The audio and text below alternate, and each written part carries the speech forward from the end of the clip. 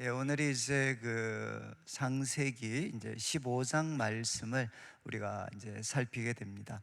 이제 저희들이 그 한 주간 이제 5번입니다. 5번 우리가 아브라함의 인생, 이제 아브라함의 일생 가운데에서 좀 이제 전반부에 해당하는 우리 시기들을 이제 말씀을 통해 좀 이렇게 살피고 있습니다.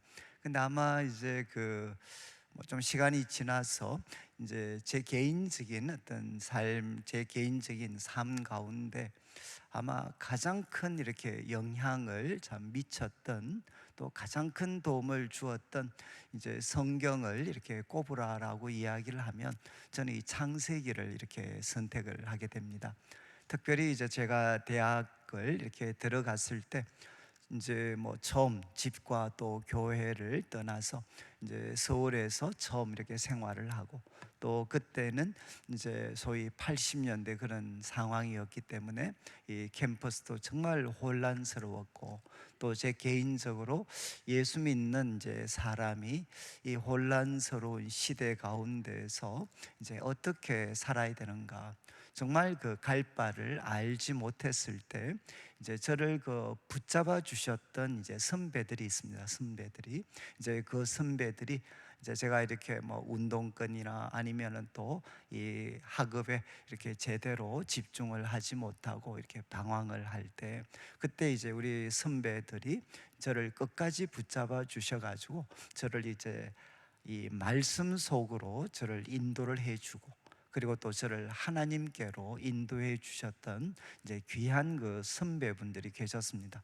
그래서 그 선배들과 사실 저는 그 대학교 한 해 휴학을 하고 했기 때문에 5년 대학을 다니면서 이제 그 선배들과 같이 성경을 공부했는데, 5년 동안 제가 공부했던 성경이 이 창세기였습니다. 창세기.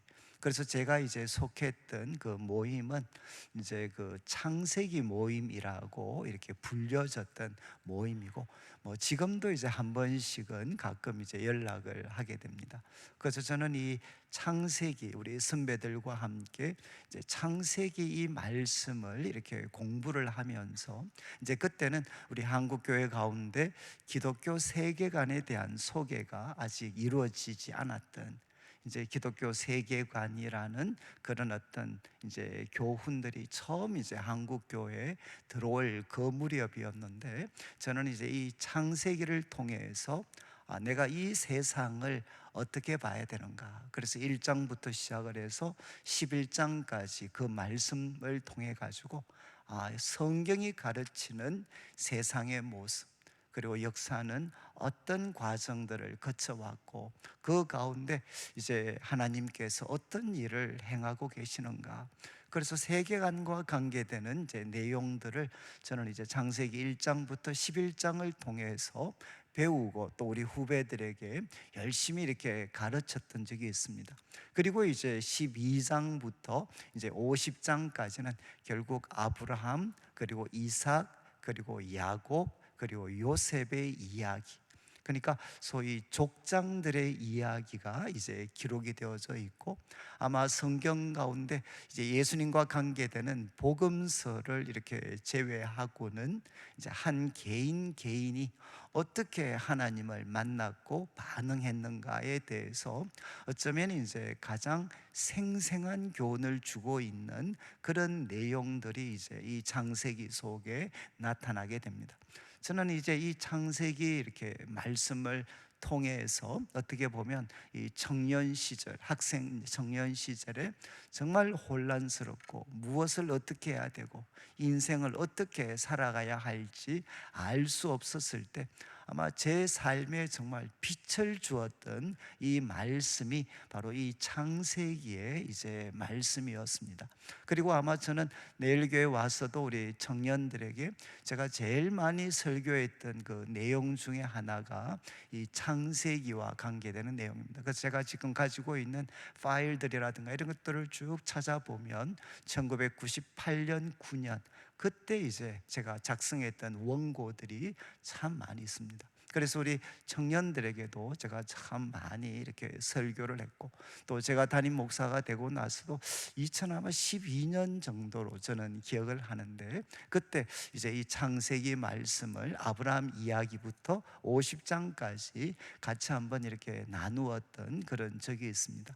그래서 이제 요번에 정말 이게 또 2024년을 이렇게 맞이하면서 특별 새벽 기도에 어떤 내용을 전할까라고 생각을 하다가, 이제 아브라함의 이야기는 생각보다 참 방대합니다. 12장부터 시작을 해서 24장까지 진행이 되는데, 또 이 내용 가운데 우리 초기에 이 5가지 사건을 여러분들과 같이 나누는 것이 그래도 이 한 해를 준비하고 살아가는데 정말 많은 도움이 되지 않을까라고 생각을 해서 지금 이제 5번째 시간을 가지고 있습니다. 그래서 우리 처음 시작했던 이 창세기 12장은 이제 창세기 12장 하나님께서 아브라함을 부르시고 그에게 주셨던 말씀, 이 말씀은 아마 정말 이제 모든 그 성경의 이야기, 이 이야기 속에는 이스라엘에 대한 모든 이야기, 아브라함 개인을 넘어서 이스라엘 백성들에 대한 이야기, 그리고 신약에 오면 우리 성도들에 대한 이야기가 이 창세기 12장 아브라함이 하나님의 아브라함을 부르실 때 이제 이 이야기 속에 어쩌면 다 담겨져 있다고 해도 과언이 아닙니다. 하나님은 우리 한 사람 한 사람을 부르실 때 이런 표현을 쓰죠. 놀라운 계획을 갖고 계십니다. 하나님은 우리들 한 사람 한 사람을 부르실 때 놀라운 계획을 갖고 계신다. 그러면 그 계획의 내용이 무엇인가? 라고 묻는다면 바로 하나님이 아브라함에게 주셨던 이 약속의 말씀, 이 말씀이 바로 우리 모두에게 저는 해당하는 말씀이라고 저는 믿습니다. 그래서 하나님이 아브라함 부르실 때 너로 큰 민족 이루겠다, 이거는 결국 육체적인 후손들이 많고 이게 아니죠. 결국 신약으로 넘어오면 영적인 후손들입니다. 영적인 후손들, 영적인 영향력과 후손들, 정말 우리 가문, 든든한 가문이 세워질 뿐만 아니라 영적인 그런 영향력에 있어서 너는 내가 어떤 너로 큰 민족을 이루고, 그리고 이제 하나님께서 내가 너한테 복을 주겠다. 여러분, 어쩌면 요즘 우리 한국 사회 가운데서 과연 이제 소위 계층 간의 이동이 가능한가? 과연 과거에는 계천에서 용이 날 수가 있었는데, 과연 지금 우리 한국 사회 속에서 흙수저가 금수저로 바뀔 수 있는 일이 가능한가? 이제 갈수록 이 질문에 대해서 부정적인 답변들을 하게 됩니다. 그런데 하나님께서 아브라함에게 주신 이 말씀 잘 보시면 자식이 없는 사람한테 큰 민족을 이루게 해 주겠다, 그리고 내가 너한테 복을 주겠다, 이렇게 말씀을 하셨어요. 여러분들이 정말 자기 인생에 대해서 내 인생을 정말 한번 베스트로 한번 멋있게 살아가 보고 싶다 라고 생각하시는 분들은 정말 여러분들이 하나님을 가까이 하시게 되면, 여러분, 하나님이 복을 주시면 자식이 없는 자들에게 큰 민족을 이루겠다고 약속을 하시고, 그리고 이제 복을 주셔서 너의 이름을 위대하게 만들어 주겠다. 이것은 여러분 11장의 바벨탑 사건을 배경으로 한다고 말씀드렸죠. 그 어떤 바벨탑, 하늘에 닿는 탑을 만들려고 했던 그 바벨탑 프로젝트의 핵심적인 하나의 모토가 무엇이냐? 우리 이름을 내자는 것입니다. 우리 이름을 내자, 이것을 배경으로 하고 있는 말씀이죠. 우리 이름을 내기 위해서 인간은 하늘에 닿으려고 하는 수고를 하고 있죠. 여러분, 지금 우리가 살고 있는 역사 속에는 여러분 이것이 전혀 다른 모습으로 계속 등장을 합니다. 이제는 인공지능까지 이제 왔죠. 그 중심에는 무엇이 있느냐? 우리 이름을 내자는 겁니다. 그리고 우리는 흩어짐을 면하자. 그런데 하나님께서 아브라함을 부르시면서 그 바벨탑 프로젝트는 결국 실패와 좌절로 끝나게 됩니다. 그러나 하나님께서 아브라함을 부르실 때 내가 너의 이름을 위대하게 만들어 주겠다, 이렇게 약속을 하셨습니다. 그리고 하나님께서는 내가 너를 지켜주시겠다. 여러분, 참 너를 축복하는 자에게 축복하고 너를 저주하는 자에게 내가 너를 저주하겠다. 아마 우리 성도님들이 참 지금까지 삶을 살아오시면서 결국 가장 무서운 것은 무엇인가?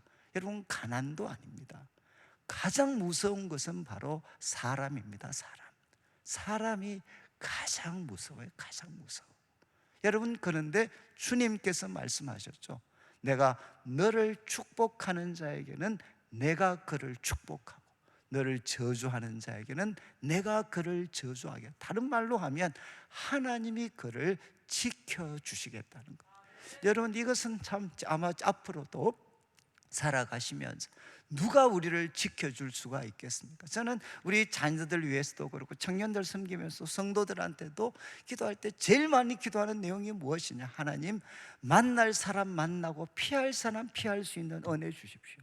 이게 저는 우리 자녀들 위해서 기도하는 가장 큰 내용입니다. 우리 어르신들은 아마 기억하실 것 같아요. 사람 한번 잘못 만나면 인생 망가지는 것은 순식간입니다. 그렇지만 좋은 사람 하나 만나면 인생이 회복되고 빛나는 것도 한순간입니다. 여러분, 바로 정말 이제 그런 어떤 세상 가운데 하나님이 우리를 지켜주시겠다. 그리고 너는 복이 될 것이고, 그리고 이제 너 때문에 땅의 모든 백성들이 바로 복을 얻을 것이다, 이렇게 말씀을 하셨습니다. 여러분, 이 말씀은 아브라함의 믿음을 따르는 우리 모두에게 주신 말씀입니다. 여러분, 이 말씀을 붙잡고 하나님 앞에서 계속 되새김질하며 실험하면 여러분은 여러분 자신과 우리 후손들의 삶에 대해서 영광스러운 비전을 가질 수가 있습니다. 그리고 여러분, 하나님이 바로 부르심을 따라 순종했을 때 일어난 사건이 무엇이죠? 낯선 곳에서, 여러분, 이미 다른 사람이 차지하고 있는 그 낯선 땅에서 하나님과 바로 깊고 친밀한 교제를 나누게 돼. 여러분들은 이 말씀을 가지고 있는 어떤 경험들, 저한테는 왜 이 말씀이 생생했느냐? 저는 이제 처음 모교회를 떠나서 이제 서울에 가게 됐고, 그리고 아직도 저는 교회 속에 적응을 잘 하지를 못했습니다. 그런데 그때 제가 이제 처음 낯선 서울 땅에 가서 제가 배웠던 가장 귀한 교훈은 무엇이냐? 신앙생활의 핵심은, 죄송하지만 교회 생활을 넘어서 하나님과의 개인적인 만남이다.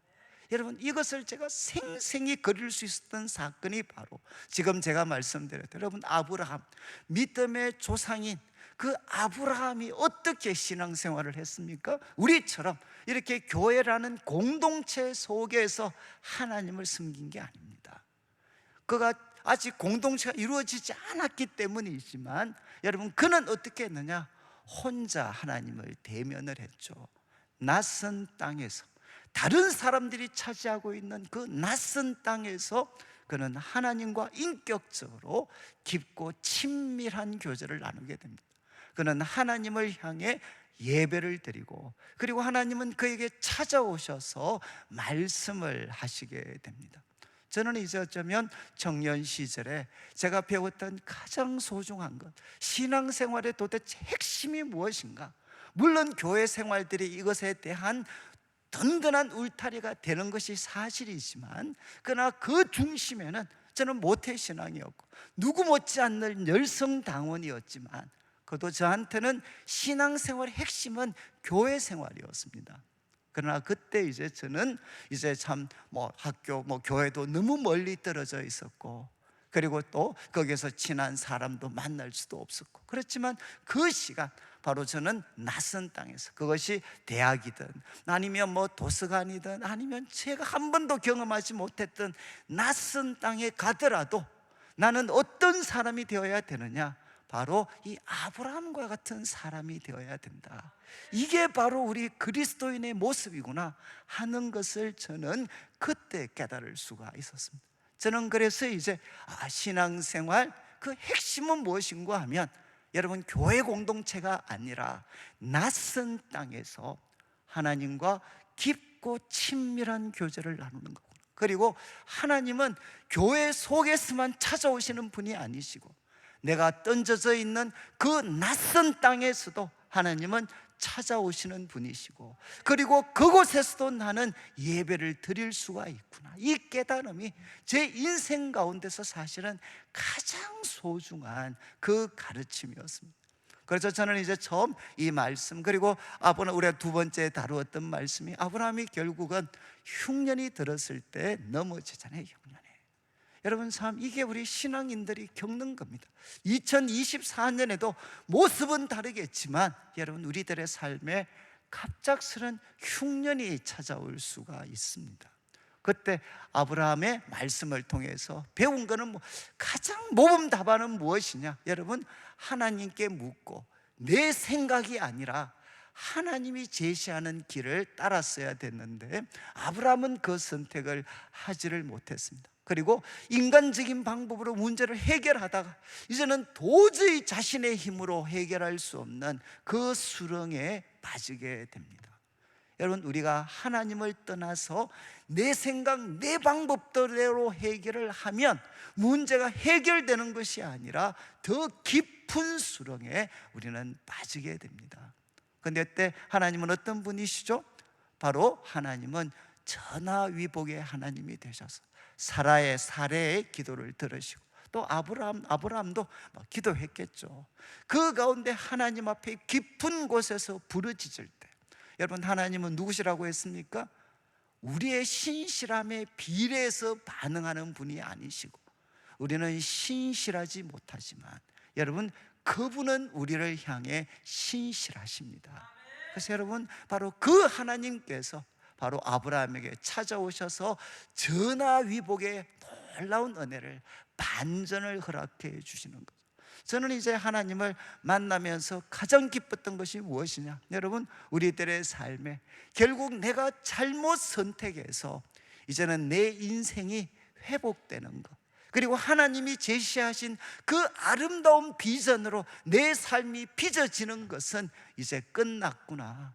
내 실패가, 나의 믿음 없음이, 그리고 나의 이기적인 욕망이 결국 나를 향하신 하나님의 계획을 망가뜨려서 회복 불가능한 것으로 만들었구나 라는 절망이 우리를 사로잡을 때가 있습니다. 여러분, 그런데 아브라함의 이 두 번째 사건이 보여주는 것이 무엇이죠? 이제 아브라함을 향한 하나님의 계획은 다 망가졌죠. 왜? 사례가 다른 남자의 그런 여인이 되었으니까.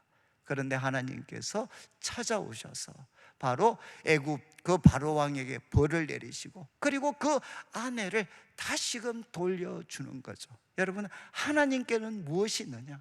우리는 망가져서 더 이상 회복할 수 없다고 생각하는 그 순간에도 전능하신 하나님께는 무엇이 있느냐? 여러분, 회복의 길이 있습니다. 반전의 길이 바로 우리 하나님 속에는 반드시 있습니다. 그렇기 때문에 우리가 어떻게 했느냐? 내 인생이 끝장났다라고 생각할 때, 그때 여러분, 바로 우리는 신실하지 못하지만 여전히 신실하신 하나님을 우리가 의지해야 되는 거죠. 그리고 이제 우리가 세 번째, 우리가 13장을 다루면서는 이런 하나님의 놀라운 은혜를 받았기 때문에 아브라함이 했던 놀라운 선택을 우리가 살펴보았습니다. 아브라함이 놀라운 선택을 했죠. 놀라운 선택. 여러분, 이 놀라운 선택을 할 수 있었던 것은 그가 애굽을 떠나면서 그는 무엇을 경험했나? 전화위복의 하나님을 경험을 했고, 내 인생이 복될 수 있는 것은 누구한테 달려있느냐? 하나님께 달려있다라는 것을 그는 생생하게 경험할 수 있었습니다. 배울 수가 있었습니다. 그는 애굽에서 하나님을 품고 돌아왔습니다. 그러나 롯은 어떻습니까? 롯은 똑같은 이집트 땅에 있었지만 롯은 애굽 땅에 대한 헛된 기대를 가지고, 애굽 땅에 대한 헛된 미련을 가지고 그 땅을 떠나게 됩니다. 그리고 여러분, 돌아와서 아브라함도 예배를 드렸고, 그리고 롯도 예배를 드렸지만 한 사람의 예배는 살아있는 예배였고, 살아있다는 예배가 무엇이겠습니까? 애굽에 대한 허영, 이것을 짓누르고 여러분, 하나님을 향한 믿음, 우리에게 복 주시는 그 하나님을 향한 그 믿음을 그는 날마다 새롭게 할 수 있었지만, 여러분 이제 롯이 드렸던 예배는 그 마음에 있는 애굽에 대한 미련을 여러분 이렇게 쫓아내지 극복하지를 못했습니다. 그때 어떻게 됐죠? 결국은 선택의 순간에 섰을 때 아브라함은 양보할 수 있는 여유가 있었습니다. 그렇지만 조카 롯은 자기 눈앞에 펼쳐진 그 어떤 땅이 물이 얼마나 넉넉한가 그 조건을 바라보면서 인간적인 선택을 하고, 특별히 그가 들어가게 된 그 소돔, 그리고 그 땅이 얼마나 하나님 앞에 죄인인가 하는 것을 그는 생각하지 못했죠. 그러다가 그 선택을 통해서 롯의 인생은 정말 거의 모든 것을 잃어버리게 됩니다. 당장 넉넉한 물은 얻었지만 나중에는 재산도 잃어버리고 아내도 잃어버리고, 그리고 딸들을 통해서 정말 이제는 부끄러운 그런 악한 후손들의 부끄러운 조상으로 조카 롯은 전락하게 됩니다. 여러분, 그래서 우리에게 선택이 중요한 거죠. 선택.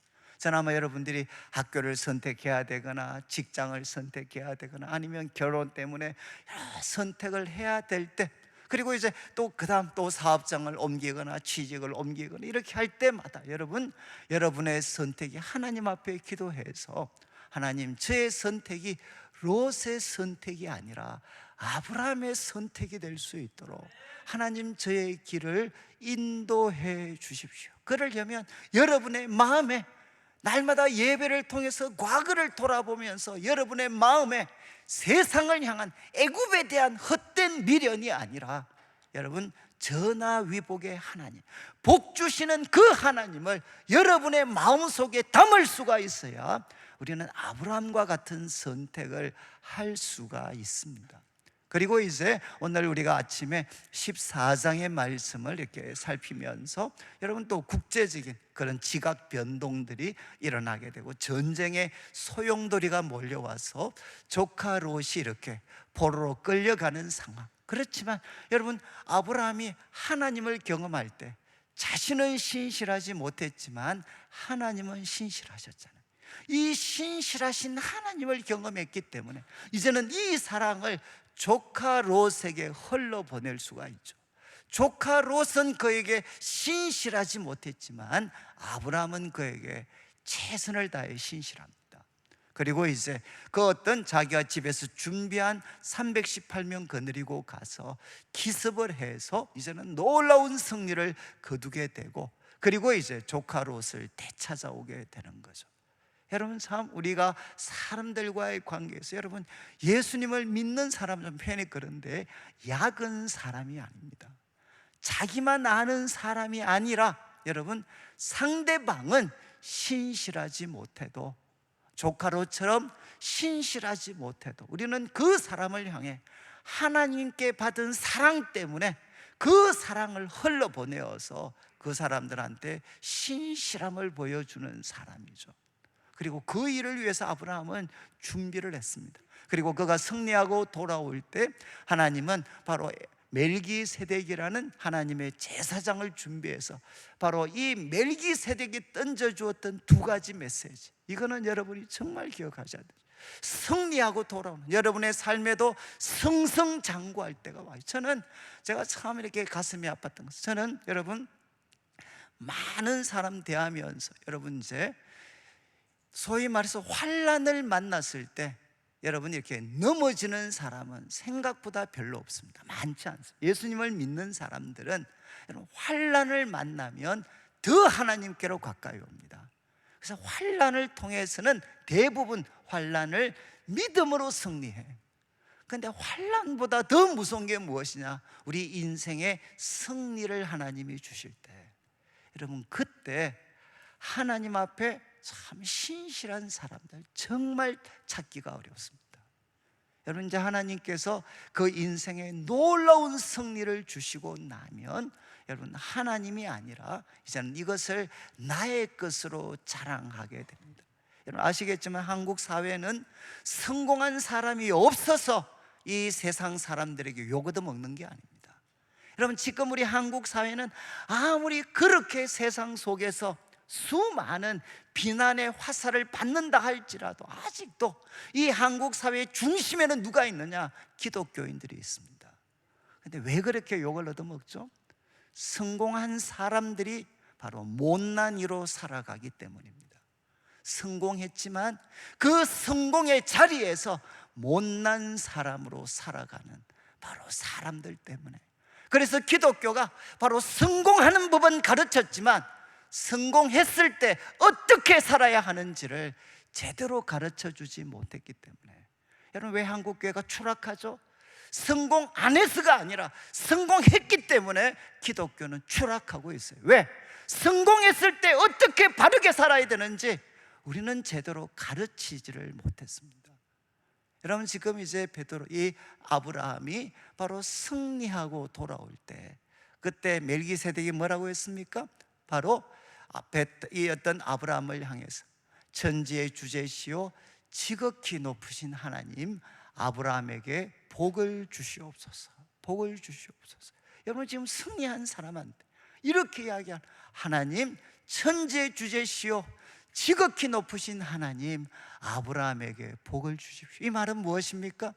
아무리 성공하고 아무리 승리하는 인생을 산다 할지라도 우리에게는 무엇이 필요하냐? 하나님의 복이 필요합니다. 이것은 무엇입니까? 하나님 앞에 그 사람을 낮추는 거죠. 너에게는 무엇이 필요하냐? 아무리 소위 말해서 그 어떤 서쪽 동쪽 연합군을 압도적으로 승리하는 그런 어떤 일이 있었다 할지라도, 너는 개선 장군이 되었다 할지라도 너는 지금 무엇이 필요한가? 하나님께 복을 받아야 돼. 하나님의 복이 있어야 돼. 이렇게 멜기세덱이 이야기합니다. 그리고 또 하나 무엇합니까? 바로 너희 대적을 바로 너희들 손에, 너의 손에 붙이신 하나님, 지극히 높으신 하나님을 찬송할지어다. 여러분 아브라함에게 생생하게 확인시켜 주잖아요. 너가 승리한 것이 아니라 너희 대적을 바로 내 손에 붙이신 바로 하나님을 찬송할지라. 이렇게 바로 아브라함에게 말씀을 주는 거예요. 이게 바로 말씀의 역할이죠. 말씀은 환난 당했을 때만, 정말 고난 당했을 때만 우리들에게 꿀송이 같이 된 말씀이 아니라, 여러분 다 한번 보시죠. 사람이 성공하고 나면 말씀을 듣는 자리를 가까이 하지 않아요. 왜 그렇습니까? 말씀을 들으면 어떻게 되느냐? 불편해져요. 불편해져. 이 성공의 결과물을 내 마음대로 못 쓸 것 같아. 여러분 지금 한국교회 비극이죠. 비극. 성공하면 하나님 말씀을 듣는 자리를 떠나는 거, 그 자리를 가까이 하지 않아요. 소위 말해서 골프를 치고 해외여행을 다니고 이런 일들은 수없이 할 수 있지만 여러분 말씀을 듣는 자리에는 서지 않습니다. 그러니까 어떻게 되느냐? 성공했는데 하나님 말씀은 사라져버리는, 그러니까 못난 이로 살아가는 거죠. 성공하고 나서 추락하기 시작하는 그런 인생들을 살게 되는 겁니다. 그런데 멜기세덱을 통해 하나님은 분명히 두 가지 교훈을 주셨어요. 고난의 때에도 하나님이 주시는 복이 필요하지만 성공의 때에도 우리에게는 하나님이 주시는 복이 필요합니다. 그리고 여러분 대적을 우리 손에 붙이신 것은 나의 능력이 아니라 지극히 높으신 하나님께서 바로 대적들을 너희 손에 붙여주셨다는 거죠. 여러분 이때 아브라함의 반응이 뭡니까? 무슨 소리 합니까? 내가 했는데. 이렇게 반응하지 않고 바로 여기에서 첫 번째 11조가 등장합니다. 첫 번째 11조. 여러분 그가 10분의 1을 하나님께 드리죠. 왜? 이 사실을 확인시켜 주고 이 사실을 기억할 때 여러분 하나님이 주신 것이니까 이것은 하나님이 주신 것이고 저는 하나님을 찬송하겠습니다 라는 표시로 드리는 게 무엇이냐? 11조입니다. 여러분 기독교가 돈을 좋아하기 때문에 11조를 요구하는 게 아니라 여러분 하나님이 우리에게 모든 것을 주셨고 우리 인생이 바른 자리를 찾을 수 있는 길은 무엇이냐? 이 하나님을 인정하면서 찬송하면서 살아갈 때 우리들의 인생이 모든 것이 제자리를 찾을 수 있는 거죠. 바로 이 고백을 하나님 앞에 드리는 게 무엇이냐? 11조입니다. 11조. 이것은 하나님, 내 인생은 하나님께 달려 있습니다. 그리고 하나님이 복을 주셨습니다. 그리고 내 인생의 미래도 하나님이 열어가실 겁니다 라고 고백하는 것이 바로 11조입니다. 저는 참 요즘 안타까운 것은 뭔가 하면 11조에 대해서 사람들이 기독교가 돈을 좋아하니 무리한 요구니, 물론 엄청난 금액이죠. 10분의 1이라는 게. 그렇지만 이 속에는 여러분, 바로 이것보다 더 귀한 모든 것들 하나님이 주셨고, 그리고 나를 나되게 하신 분이 하나님이시고, 바로 내 인생을 하나님이 바로 만민에게 복이 되는 인생으로 만들어 가실 것이다 라는 그 기대와 감격을 담아서 드리는 게 사실은 10분의 1입니다 11조입니다 11조. 자, 이렇게 드렸고, 그때 이제 소돔이 부자 만들어 주겠다, 내가 정말 사람은 돌려보내고 물품은 너가 다 가져라. 그럴 때 아브라함이 뭐라고 하죠? 나는 너가, 소돔 왕 너가 나를 부자 만들어 줬다. 그 이야기 듣고 싶지 않다는 겁니다. 그래서 깨끗하게 소돔 왕의 제안을 거절합니다. 정말 엄청난 부를 가질 수 있는 기회가 왔지만 내 배경은 소돔 왕이 아니고 하나님이시다 라는 이 고백을 사람들로부터 듣고 싶어서 그 많은 은과 금을 그는 기꺼이 포기했습니다. 그렇지만 거기에 지혜를 사용했죠. 여러분, 자신의 헌신이 함께 했던 사람들에게는 고통이 되지 않도록, 그와 함께 했던 318명의 용사들에게는 그 당시 사회 바로 관례대로 그들에게 주어진 유산들, 목들은 그들이 차지할 수 있도록 배려해 주었어요. 여러분, 우리의 헌신이 가까운 사람들에게 고통이 되면 안 됩니다. 내가 정말 내 몫은 하나님 앞에 최선을 다해서 드려야 되지만 그 믿음을 갖지 못한 사람들에게는 정당한 목들이 그들에게 돌아갈 수 있도록 배려를 해줘야 되죠. 자, 이제 오늘 15장 말씀인데, 여러분, 이 15장은 정말 어쩌면 저는 이 아브라함의 인생 가운데에서 가장 중요한 사건을 꼽으라, 그리고 우리가 신약까지 우리가 성경의 역사를 통해서 볼 때 아브라함의 인생 가운데서 가장 놀랍고 중요한 사건을 꼽으라 라고 한다면 이 15장을 저는 꼽습니다.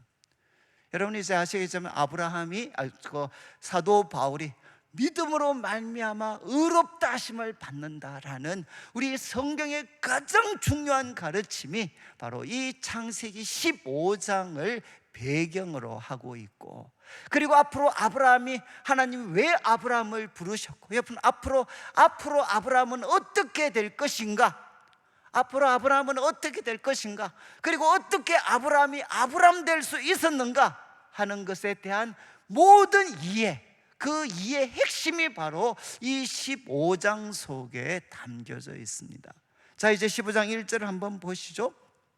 15장 1절, 여호와의 말씀이 환상 중에 아브라함에게 임했는데, 바로 14절은 아브라함의 생애 가운데서 가장 영광스러운 승리와 또 믿음의 그 아름다운 어떤 그 본들을 보여주었습니다. 그런데 갑자기 장면이 바뀌어서 여호와의 말씀이 환상 중에 아브라함에게 임하는데 이렇게 말씀하시죠. 두려워하지 마라.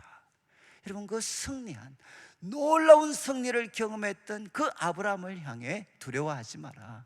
그리고 나는 너의 방패요, 너의 지극히 큰 상급이다. 이렇게 하나님은 말씀하십니다. 이 속에 결국 담겨져 있는 게 무엇이죠? 꼭 기억하셔야 됩니다. 헌신의 후유증이 있습니다. 헌신의 후유증. 여러분의 생애도 돌아볼 때 내가 하나님을 위해서 정말 내가 봐도 너무 멋있는 믿음의 선택을 했던 순간이 있습니다. 그런데 그 순간이 지나고 나면 반드시 후유증이 우리들의 삶에 찾아오게 됩니다. 여러분, 아브라함은 정말 이렇게 하나님을 위해서 헌신하고 또 주님과 함께 놀라운 승리를 경험했는데, 이 영광스러웠던 순간이 끝나고 나니까 갑자기 아브라함은 어떤 모습으로 등장하나 두려워하고 있습니다. 이 어떤 두려움이죠? 보복에 대한 두려움이죠. 보복에 대한 두려움. 그리고 또 하나, 섭섭함이죠. 나 정말 하나님 위해서 이렇게 헌신했는데 왜 내 삶은 이것밖에 되지 않는가 라는 어떤 하나의 그런 것들을 이제 느끼게 되는 거죠. 그래서 하나님 이런 아브라함이 영적인 침체에 빠져 있을 때 여러분 하나님이 찾아오셔서 아브라함아 두려워하지 마라. 나는 너의 방패다. 여러분 이 세상이 다시금 너한테 보복한다 할지라도 내가 너의 방패다. 그리고 잘 기억해. 나는 너의 지극히 큰 상급이야. 내가 너의 상급이야. 이렇게 하나님이 말씀해 주셔요. 여러분 어쩌면 자신들의 삶을 돌아볼 때 나 하나님 위해서 너무 열심히 산 것 같아. 그런데 그것이 후회스럽게 느껴질 때 그때 꼭 이 말씀을 기억하셔야 돼. 두려워하지 마라. 하나님이 우리의 방패시고 하나님이 우리의 지극히 큰 상급. 제가 어른들 이런 이야기 진짜 많이 들어요. 목사님, 그때 내가 교회 헌금 안 하고 그때 땅을 사고 아파트 샀으면 나 지금 노년에 이렇게 안 삽니다. 떵떵거리면서 살 텐데 내가 그때 홀려가지고 하나님께 그냥 다 바쳐가지고 집도 땅도 다 팔아버리고 말이에요. 이래서 내 꼬라지가 이렇습니다. 그분들 말씀은 다시 태어난다면 그렇게 안 살고 싶다는 거예요. 이게 바로 후유증이죠. 후유증. 여러분 우리 한국교회는 이 헌신의 후유증에 시달리는 분들, 가장 열심히 하나님을 섬기며 살았는데 참 자기 자신이 자기를 볼 때 영광스럽게 느껴지지 않고 너무 초라하고 왜소하고 그리고 이제는 인생이 두려운 그런 분들이 생각보다 참 많습니다. 그때 하나님 말씀하셨죠. 두려워하지 마라. 내가 너의 방패요 지극히 큰 상급이다. 여러분 이 말씀을 받았으면 여러분 아멘 하셔야 되지 않습니까? 그런데 2절을 보시죠. 여러분은 아멘 하시는데 아브라함은 뭐라고 합니까?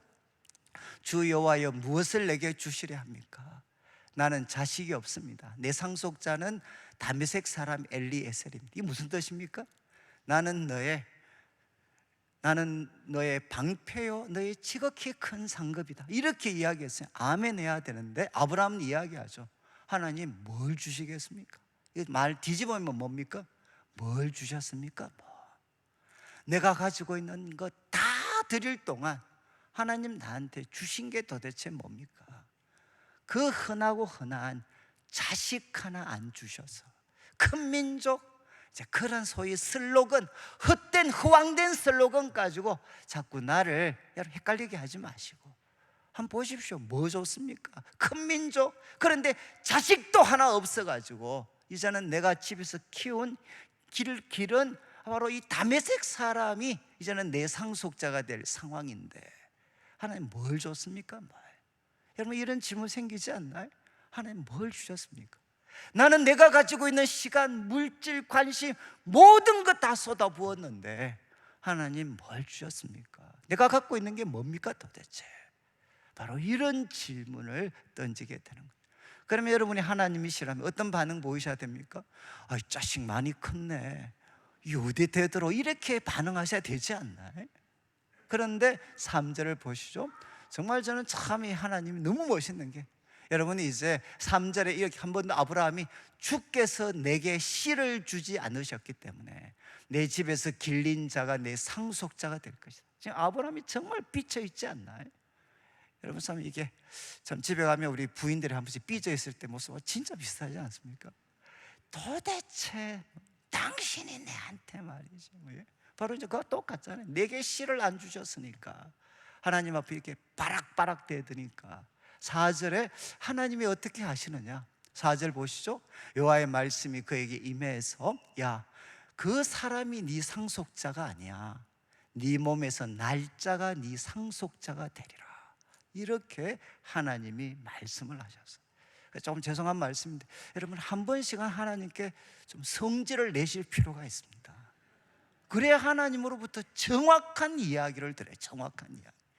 바로 지금 나한테는 자식을 안 주셔서 내가 길려온 이 종이 바로 내 상속자입니다. 이렇게 바락바락 대드니까 아니야. 네 몸에서 날짜가 네 상속자가 돼. 여러분들이 불만을 정확하게 제기를 해야 하나님이 정확한 말씀을 주셔요. 그리고 이제 5절을 보시죠. 그 다음 말씀이 5절 그를 이끌고 밖으로 나갑니다. 밖으로. 여러분 참 이 남자분들 비슷하시잖아요. 부모 이제 부인이 삐져 있으면 야 나가자. 그래가지고 이제 뭐 차라도 한번 타고 이렇게 한번 이렇게 뭐 드라이브를 하든 뭐 그 분위기가 비슷하죠. 하나님이 야 나가자 아브라함 나가자. 그리고 뭐라고 하시느냐? 하늘을 우러러 무별을 셀 수 있나 보라. 이렇게 이제 아브라함아 하늘의 별을 봐라. 별이 몇 개야? 이러니까 아브라함이 하나 둘 셋 넷 다섯 이렇게 세고 있는데 하나님 말씀하시죠. 너의 자손이 이와 같을 거다. 이렇게 말씀을 하셨어요. 그리고 6절을 보시면 이게 이제 구약에서 신약에서 가장 많이 인용되는 말씀입니다. 특별히 바울이 가장 많이 인용한 말씀. 아브라함이 여호와를 믿으니 여호와께서 이를 그의 의로 여기셨다. 여러분 지금 아브라함이 하나님이 이제 밖으로 나가자.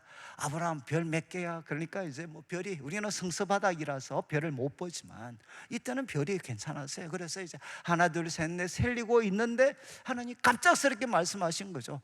너 후손이 이렇게 많아질 거야. 그러니까 아브라함 별 세다가 얼떨결에 말씀을 받아버렸어요. 그리고 이 말씀을 얼떨결에 받았으니까 이 말씀을 믿게 됐습니다. 여러분 아브라함이 이걸 믿어버렸을 때 어떻게 됐느냐? 하나님이 그것을 바로 그의 의로 여기셨습니다. 여러분 이게 바로 하나님은 무엇을 의로 여기시느냐? 바로 그의 믿음을 의로 여기셨다는 거죠. 그래서 7절 말씀을 한번 보시죠. 7절 말씀 이제 그의 의로 여기시고 그에게 말씀하십니다. 나는 이 땅을 내게 주어 소유를 삼게 하려고 너를 갈대아 우르에서 이끌어낸 여호와다. 야 나는 여호와야. 바로 이 땅을 너에게 주고 그리고 너 후손을 하늘의 별과 같이 만들어 주려고 바로 너를 갈대아 우르에서 이끌어낸 여호와야. 이렇게 하나님께서 말씀을 하셨습니다. 그런데 이제 8절을 보시죠. 8절에 이제 아브라함이 정말 막 이렇게 여러분 하나님은 인격적인 분이십니다. 저는 이렇게 막 무조건 믿는 게 아닙니다. 아브라함은 하나님께 또 문제 제기를 해요. 주 여호와여 내가 이 땅을 소유로 받을 것 무엇으로 알겠습니까? 그러니까 말만 하지 말고 보증을 쓰라는 거예요. 보증을. 아니 하나님 내가 이 땅 주겠다는 거 속된 말로 하면 계약서 쓰자는 거죠. 계약서 쓰고 공정하자는 거예요. 공정. 아니 무엇으로 내가 하나님이 이 땅을 소유로 주시는 거 내가 받을 거 무엇으로 알 수 있습니까? 그때 이제 9절을 보시죠. 이제 9절부터 시작을 해서 21절까지는 제가 그냥 간략하게 말씀드리겠습니다. 하나님께서 그에게 말씀하십니다. 나를 위해 3년 된 암소, 염소, 그리고 순양, 삼비둘기, 집비둘기 다 가져와라. 여러분 이렇게 말씀하셨습니다. 그리고 10절을 보시죠. 10절을 보시면 아브라함이 그 모든 것을 가져다가 중간을 잘 보셔야 돼요. 지금 이제 3년 된 암소 중간에 이렇게 갈라버립니다. 쪼개버립니다. 그리고 그 쪼갠 것을 마주대하여 놓습니다. 이렇게 다 마주대하여 놓습니다. 지금 암소도 그리고 암염소도 순양도 이렇게 하고 그렇지만 새는 쪼개지를 않았습니다. 자 10절을 11절을 보시죠. 11절 그리고 솔개가 그 사체 위에 내릴 때 아브라함이 그것을 이제 쫓았습니다. 그리고 12절에 이제 해가 집니다. 이제 저녁 시간이 됐습니다. 양쪽으로 절단을 해서 갈라 놓았는데 이제 해질 때가 되었습니다. 그리고 아브라함이 아마 피곤했던 것 같아요. 깊은 잠이 임했을 때 그때 하나님이 찾아오십니다. 큰 흑암과 두려움이 그에게 임하게 됩니다. 그리고 13절 보시죠. 이게 이제 출애굽기부터 신명기까지 말씀을 이제 요약하는 내용입니다. 하나님께서 아브라함에게 이야기하십니다. 너는 반드시 알아라. 여러분 어떻게 이스라엘 백성들이 이 남이 차지하고 있는 가나안 땅을 여러분 아브라함의 후손들이 차지할 수 있겠습니까?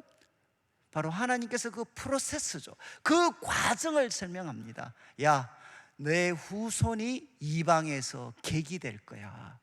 여러분 어쩌면 아브라함이 생각했던 그림과 다를 수 있죠. 이방에서 객이 될 거야. 그리고 그들을 섬길 거야. 400년 동안 내 자손을 괴롭힐 거야. 이거 정말 우리가 생각하는 방향하고 다르지 않습니까? 그냥 이 가나안 땅에 소위 말해서 승승장구하고 권력 잡고 이렇게 해서 차지할 거라고 생각했는데, 하나님은 뭐라고 이야기하시느냐? 이방에서 객이 될 거야. 그리고 그들을 섬기고 400년 동안 그들은 내 후손들 괴롭힐 거야. 그리고 14절을 보시죠. 이런 어떤 고통의 어떤 시간들을 후손들이 보냅니다. 그 가운데서 그들은 번성할 거고, 그리고 이 세상의 실체를 그들이 경험을 하게 됩니다. 그런데 그들이 섬기는 나라를 내가 징벌할 거고, 그리고 그 후에 내 자손이 큰 재물을 이끌고 나올 것이다. 이게 바로 출애굽 사건이죠. 바로 그 섬기는 나라, 내가 벌을 주어서 내 자손들이 큰 재물 가지고 이끌고 나올 거다. 15절을 보시면 너는 장수하다가 평안히 조상들에게 돌아가겠지만, 16절 보시죠. 16절, 내 자손은 4대 만에, 이제 400년이라고 보통 해석을 합니다. 400년 만에 이 땅으로 돌아올 거다. 그런데 왜 그렇게 하셨느냐? 여러분, 아직 아모리 족속의 제약이 차지 않았다는 것입니다. 여러분, 하나님이 하시는 일은 그분이 갖고 계시는 의의 원칙을 훼손시키지 않습니다. 그래서 하나님께서는 이런 방법으로 이제는 내 후손이 이 땅을 차지할 거다, 이렇게 말씀을 하셨어요. 그리고 17절 보시죠. 이제 17절, 해가 졌습니다 이렇게 말씀하신 다음에 이제는 어떻게 이스라엘 아브라함의 후손들이 이 땅을 차지하게 될 건가, 그 400년의 과정을 하나님이 말씀해 주시고, 그 다음 해가 져서 어두울 때 갑자기 무엇이 보였느냐? 연기 나는 화로가 보였습니다. 이게 불이죠, 불. 연기 나는 화로가 보이면서 타는 횃불이 나타났습니다. 이 타는 횃불은 무엇이냐? 바로 하나님의 임재를 상징하는 거죠. 타는 횃불이 등장을 했습니다. 그리고 어떤 일을 했느냐? 쪼갠 고기 사이로 지나갔습니다. 쪼갠 고기 사이로 누가 지나갔느냐? 타는 횃불이 지나갔습니다. 그리고 18절에 이렇게 설명을 합니다. 그날에 여러분, 여호와께서 아브라함과 더불어 무엇을 맺었습니까? 언약을 맺었습니다. 지금 이제 우리가 12절부터 시작을 해서 17절까지 이 사건은 무엇을 나타내는 거냐? 아브라함과 하나님이 언약을 맺은 사건입니다. 그리고 이제 18절, 이 땅을 애굽 땅부터 큰 강 유프라데까지 이제는 하나님이 주신 땅의 경계에 대해서 처음 직접적으로 언급을 하시죠. 이 땅을 후손들에게 줄 것이다. 그리고 19절부터 가나안 7 족속들의 이름이 여기에서 열거가 되게 됩니다. 이제 말씀을 마쳐야 되겠는데, 여러분, 이 언약을 맺는 사건이 왜 중요하냐? 저를 한번 보시죠. 자, 이제 언약을 맺을 때 지금 그 3년 된 이제 암소, 그리고 암염소, 그리고 순양, 이것들이 있었습니다. 어떻게 했죠? 반틈을 쪼갰습니다. 반을 이렇게 딱 쪼개가지고 양쪽으로 벌려놓았어요. 이게 뭔가 하면 고대 바로 중요한 언약을 맺을 때 언약을 체결하는, 이제 언약 체결하는 체결식의 하나의 모습입니다. 고대 사회에서 국가와 국가가 중요한 언약을 맺을 때 여러분 어떻게 하느냐? 이렇게 짐승을 갈라놓습니다.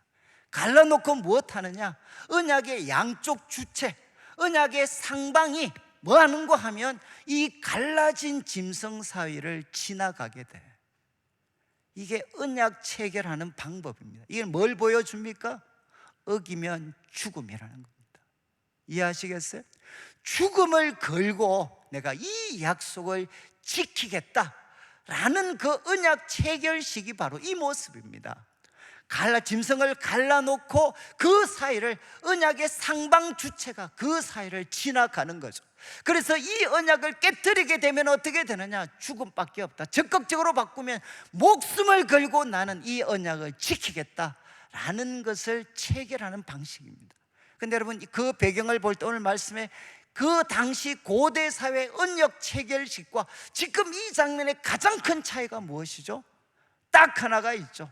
언약의 상방 주체가 통과하게 돼 있는데 지금 여기는 누가 통과합니까? 타는 횃불, 하나님의 임재를 상징하는 타는 횃불이 홀로 그 사이를 지나가게 되는 겁니다. 이것은 무엇을 나타내느냐? 오늘 설교의 제목이죠. 내가 이룰 것이다. 바로 너한테 의존하지 않고 내가 이 일을 이룰 것이다 라는 그 선언이 뭔가 하면 바로 타는 횃불이 홀로 그 사이를 지나가는 것입니다. 여러분, 그래서 우리 성경에서 성경의 언약은 무엇이냐? 하나님과 인간이 피로 맺은 주권적인 바로 약속이다. 여러분, 하나님께서 피로 사람들과 맺은 주권적인 약속이다. 사람에게 의존하지 않고 하나님이 일방적으로 맺으시고 이루어 가시는 그 언약이 성경의 언약의 핵심입니다. 이것이 이제 가장 명확한 실체로 드러난 것이 예수님의 십자가죠.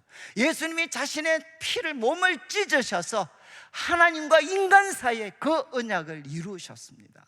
여러분, 바로 예수님의 피가 보여주는 게 짐승의 피하고는 비교도 될 수 없는 바로 하나님의 아들 예수 그리스도의 피를 통해서 여러분, 하나님께서는 인간과 우리가 쌍방이 이 언약을 약속하신 게 아니라 하나님이 일방적으로 언약을 맺으셨죠. 이 피를 흘리신 예수 그리스도를 믿는 자들은 하나님이 반드시 그들의 죄를 용서해 주시고 그들에게 성령을 부어주시고 아브라함에게 그 후손들의 삶을 주님이 일방적으로 책임졌던 것처럼 그들의 삶을 반드시 책임져 주신다. 여러분, 하나님께서 이제 아브라함에게 이 언약 체계를 통해 명확하게 말씀하셨습니다. 내가 이룰 것이다. 여러분, 제가 이 말씀을 이제 드리는 이유는 아마 참 이후에 여러분 저희들이 이번에 여기까지만 살피게 되지만 16장에 뭐가 등장하죠? 이 언약 체결에도 불구하고 여러분, 아브라함은 하갈을 취해서 이스마엘을 낳습니다. 여러분, 아브라함은 신실하지 못합니다. 그리고 13년의 세월이 지나고 이제는 17장에 하나님이 또 일방적으로 아브라함에게 찾아오시죠. 이거 무엇입니까? 내가 이루겠다는 겁니다.